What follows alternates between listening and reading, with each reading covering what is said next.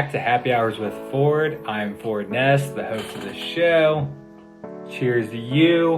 We're past Cyber Monday. We're past Black Friday. I hope you knocked out your shopping, because I didn't. But that's okay. I usually wait until the week before start my Christmas shopping. I don't focus on it. Don't even think about it until then. So then I'm like, oh gosh, what am I gonna get everybody? Good thing we have Brick, because she's been thinking about it for a couple weeks now. All right, so today we're talking about the third and final phase of the construction process. That post-signing of, hey, I'm going to buy this house, we're going to build this house, to getting your keys. What happens? What takes place? What do we need to do? But first, I heard something today that I thought was interesting and kind of put my role into perspective. According to a study that a bunch of psychologists did, moving is one of the most stressful things that people do, right? Uprooting their family and moving on to usually a better situation, whether that's financially or the needs of their house. So they actually said that moving is more stressful than divorce itself, which was pretty shocking to me. But it's such a good point of view that, hey, we have such an impact on people's lives of being able to help them through this transition and into something that they need, or something that is bettering their life for one reason or another. And, if there's anything that we can do to take off their plate during that time, is huge. So I thought it was interesting. Thought I would share it with you guys today. But back to the construction phase, right? So we just signed on the dotted line. We're deciding to make this stressful move. And what happens next? Usually, depending on the builder, all the builders are going to vary. I'm just going to kind of give you a blanket of what typically happens, because each one has a little bit different processing.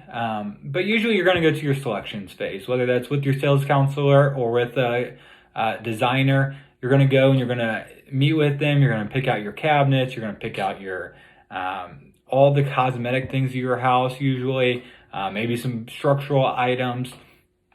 You're going to pick out your countertop colors, the flooring, the paint colors, different things throughout your house, the doors, the trim, and really, dial in what your house is going to look like.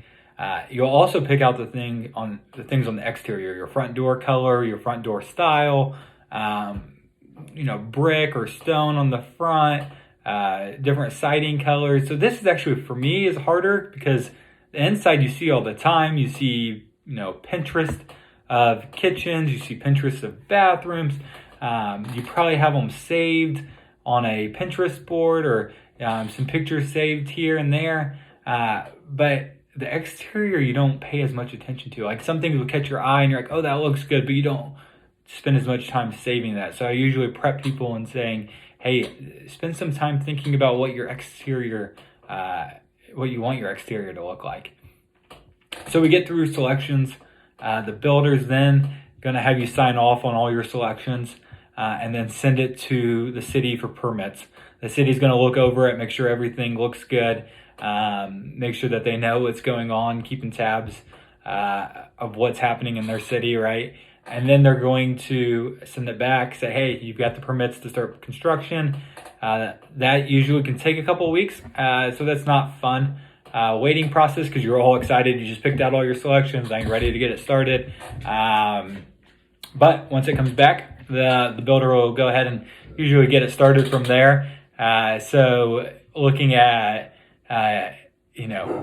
meeting with, we got Max in the background here, but, meeting with the builder and doing a pre-construction meeting.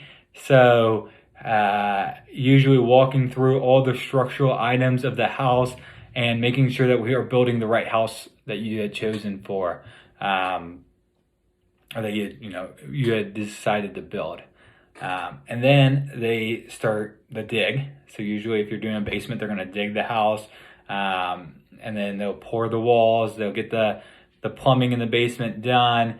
then they'll pour the floor, and then they'll come back and frame the house.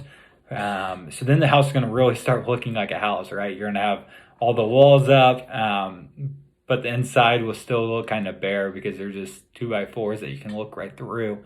So then they'll do the electrical and plumbing, all the HVAC, get that stuff going, and then you'll have like a pre-drywall meeting. So we've had the pre-construction meeting. They built the house structurally, and then we're gonna have a pre-drywall meeting. So during the pre-drywall meeting, you'll come in, you'll look at where all the electrical is done, all the plumbing's done, because getting that correct before the drywall goes up will save a lot of time, because you don't have to come back and rewire something and have to tear down the drywall, and then you're doing multiple things when you could have done it before hanging the drywall. So they'll hang the drywall, then they'll come back and do all the cosmetic things. So they'll start putting in the cabinets, the countertops, the flooring. Once the drywall is hung and finished, then they'll start painting and doing the trim work. So all the house things that you picked at the beginning of the process will all start going into the house there at the end, and your house will start to become your home. So I hope this gives you a good overview of the construction process, and what kind of to expect from the time you sign the papers to the time that, hey, all the cosmetic things are going in, we're having a final walkthrough, and we're getting the keys, and we're going to closing and getting the keys. So kind of going through that whole process with you. Hope that's helpful. And as always, if you have any questions, feel free to shoot them my way.